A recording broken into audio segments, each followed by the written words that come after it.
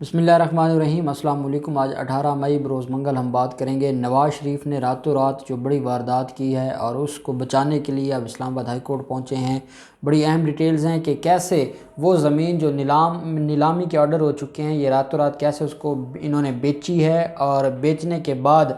حکومت نے جب خریداروں کو جو ہے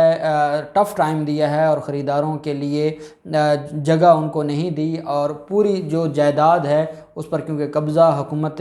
پاکستان کا ہے، اس وجہ سے اب وہ سارے خریدار پہنچے ہیں اسلام آباد ہائی کورٹ میں۔ بڑی اہم تفصیلات ہیں جو میں آپ کے ساتھ شیئر کرنے جا رہا ہوں کہ انہوں نے کیسے واردات ڈالی اور اب ہونے کیا جا رہا ہے۔ ساتھ ہم بات کریں گے عہد چیمہ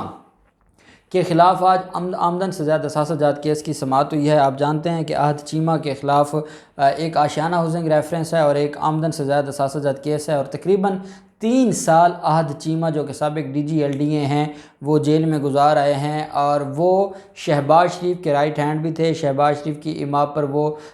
جو فراڈ بھی کرتے تھے، کرپشن بھی کرتے تھے، اور جتنی بھی ان کی جو 2 نمبر دھندا تھا فراڈ کا،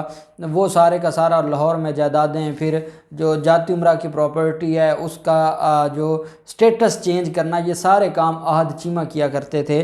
عہد چیمہ کے خلاف جو آمدن سے زیادہ اثاثہ جات کیس ہے، اس میں یہ کہا گیا ہے کہ اندرونی اور بیرون ملک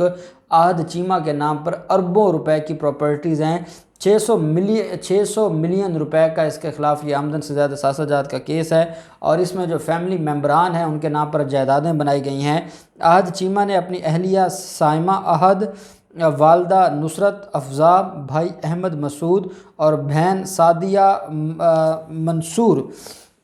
ان کے نام پر جو ہے وہ پراپرٹیز بنائی ہیں عہد چیمہ نے۔ اب عہد چیمہ جیسا کہ بیوروکریسی کا ایک بڑا جو ہے وہ ایک ڈان سمجھا جاتا تھا، اور جب عہد چیمہ کو گرفتار کیا گیا تھا، سعد فواد حسن فواد کو جب گرفتار کیا گیا تھا، تو بہت زیادہ تکلیف تھی کس کو؟ یہ بہت زیادہ تکلیف تھی بیوروکریسی کو، اور بیوروکریسی یہ سمجھتی تھی کہ ہمارا جو بیوروکریسی، کرپٹ بیوروکریسی کا جو گاڈ فادر ہے عہد چیمہ، اس کو گرفتار کیا گیا ہے، تو یہ بڑی زیادتی ہے اور اس سے ان کو بڑا نقصان ہوگا۔ یہی وجہ ہے کہ عہد چیمہ کے حوالے سے انہوں نے سٹرائک بھی کی تھی اور حکومت کو بھی ٹف ٹائم دیا تھا، لیکن ٹائم کے ساتھ ساتھ پھر وہ اپنی اوقات میں آ گئے تھے۔ اب یہ ان کے خلاف ریفرنس ہے۔ اس وقت تک فرد جرم عائد ہو چکا ہے، 21 گواہان اپنے بیانات قلم بند کروا چکے ہیں، اور آج سماعت ہوئی ہے کیونکہ ابھی تک ججز نہیں ہے، تو عدالت نے اس کیس کو بھی 14 جون کے لیے جو ہے وہ ملتوی کر دیا ہے۔ شیخ سجاد احمد جو کہ ڈیوٹی جج ہیں، ان کی عدالت میں اس کیس کی سماعت ہوئی۔ اب ہم آ جاتے ہیں نواز شریف کے حوالے سے۔ نواز شریف کے حوالے سے ایک بات میں آپ کو ضرور بتانا چاہوں گا کہ میں نے کل ذکر کیا تھا توشہ خانہ ریفرنس کا، جس کا یہ کیس ہے جو آپ کے سامنے میں لے کے آ رہا ہوں، اور جو یہ 3 لوگوں نے درخواستیں فائل کی ہیں، اور یہ تینوں لوگ الیج کرتے ہیں کہ ہم جو ہے وہ کسی نہ کسی طریقے سے اس زمین کے ساتھ جڑے ہوئے ہیں جو نواز شریف کی ہے۔ ہمیشہ ایک طریقہ کار ہوتا ہے، اور طریقہ کار یہ ہے کہ جب جائیدادیں نیلام ہوتی ہیں اور جب آرڈر ہوتے ہیں احتساب عدالت کا، تو اس کے خلاف آبجیکشن پٹیشن فائل کی جاتی ہے۔ جس کو آبجیکشن ہوتا ہے وہ اس عدالت میں جا کر آبجیکشن فائل کرتا ہے۔ اب ہوتا یہ ہے کہ جب جائیدادیں ضبط ہوتی ہیں تو ضبط ہونے کے خلاف بھی یہ کسی عدالت میں نہیں گئے، اور عدالتیں جب ضبط ہوتی ہیں تو وہ کس کے قبضہ میں آ جاتی ہیں؟ حکومت نے ان کے اوپر قبضہ کر لیا جتنی بھی جائیدادیں تھیں۔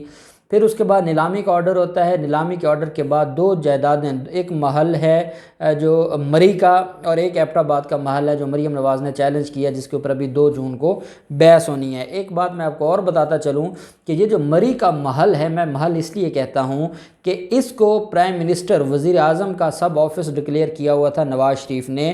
80 کروڑ روپے وفاقی حکومت کے لگا کر وہ محل تیار کیا گیا تھا، اور بغیر کسی اپروول کے، بغیر کسی کیبنٹ اپروول کے، جیسے شہباز شریف نے جاتی امراء، ایچ بلاک، ماڈل ٹاؤن اور اپنی ساری رہائش گاہوں کو سب آفس ڈکلیئر کیے ہوئے تھے، سی ایم آفسز، اسی طریقے سے نواز شریف نے اپنا جو مری کا محل ہے اس کو سب آفس ڈکلیئر کیا ہوا تھا، اور 80 کروڑ روپے، یہ بات میں نہیں کہہ رہا، ملک کا وزیر اعظم عمران خان جس دن مری میں یونیورسٹی کا افتتاح کرنے گئے تھے، وہاں پر وزیر اعظم عمران خان نے بھی یہ بات کی تھی۔ اس کے اوپر آڈٹ جاری ہے، لیکن کیونکہ بیوروکریسی ان کی غلام ہے، بیوروکریسی کوئی ایسا کام نہیں کرتی جو ان کے خلاف ہو، ان کو نوٹس جاتے ہیں اس آڈٹ رپورٹ کے، مریم نواز وہ نوٹس پھاڑ کے پھینک دیتی ہے اور ہماری بیوروکریسی اس کے اوپر کارروائی نہیں کر رہی۔ وہ 80 کروڑ روپے کی ریکوری کا الگ میٹر ہے جو اتھارٹیز کے پاس پینڈنگ ہے، جس کے حوالے سے مریم نواز نے درخواستیں فائل کی ہیں۔ یہ تو ہے اس کی اصل کہانی کہ یہ محل کیسے انہوں نے بنایا۔ دوسری طرف جو توشہ خانہ ریفرنس ہے اس میں جو جج ہیں سید اصغر علی صاحب، انہوں نے جائیداد ضبط کی تھی نواز شریف کی، اس میں جو ہے وہ 1650 کنال زمین تھی، اس کے علاوہ 105 ایکڑ زمین لاہور میں تھی، 87 کنال زمین اسی طریقے سے جو زرعی زمین ہے وہ شیخوپورہ میں تھی، کچھ گاڑیاں تھیں مرسیڈیز لینڈ کروزر جو تھی جو لینڈ کروزر، اور 2 ٹریکٹرز یہ بھی اس میں شامل تھے جو ضبط کیے گئے تھے، اور پھر اس کے بعد ملکی اور غیر ملکی اکاؤنٹس کی بھی تفصیلات دی گئی تھیں، اور اس کا بھی سارے کا سارا جو معاملہ ہے وہ سامنے آیا تھا۔ اب ہوتا یہ ہے کہ جب یہ معاملہ اس کے اوپر نیلامی کا آرڈر ہو جاتا ہے، اور یہ جو شیخوپورہ کی زمین ہے، شیخوپورہ کی زمین میں جو نیلامی ہے وہ 20 مئی کے لیے ڈی سی شیخوپورہ نے مقرر کیا ہوا ہے۔ یہ 20 مئی، آج 18 مئی ہے، اور 20 مئی پرسوں وہاں پر نیلامی ہونی ہے جائیداد کی۔ اب 2 دن نیلامی سے 2 دن پہلے 3 لوگ آ کر درخواست فائل کر دیتے ہیں۔ یہ وہ 3 لوگ ہیں جنہوں نے جب یہ جائیداد ضبط کی گئی تب کوئی درخواست احتساب عدالت میں نہیں دی، جب جائیداد نیلامی کا آرڈر ہوا انہوں نے کوئی آبجیکشن پٹیشن فائل نہیں کی، اور اب آ کے نیلامی سے 2 دن پہلے یہ ڈائریکٹ اسلام آباد ہائی کورٹ پہنچ گئے ہیں سٹے لینے کے لیے۔ ایک اس میں جو شخص ہے جو یہ الیج کرتا ہے، جس کا نام ہے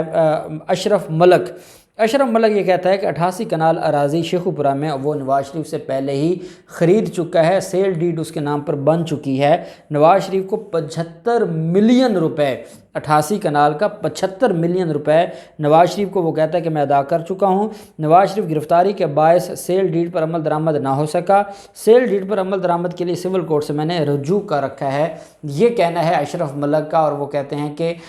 کیونکہ جو لاہور ہائی کو جو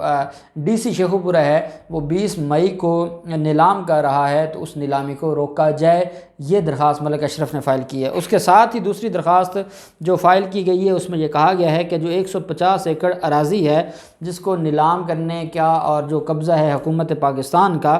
وہ اس میں کہا ہے کہ جو ڈی سی لاہور ہے وہ غلط کر رہا ہے۔ یہ جو اراضی ہے اس میں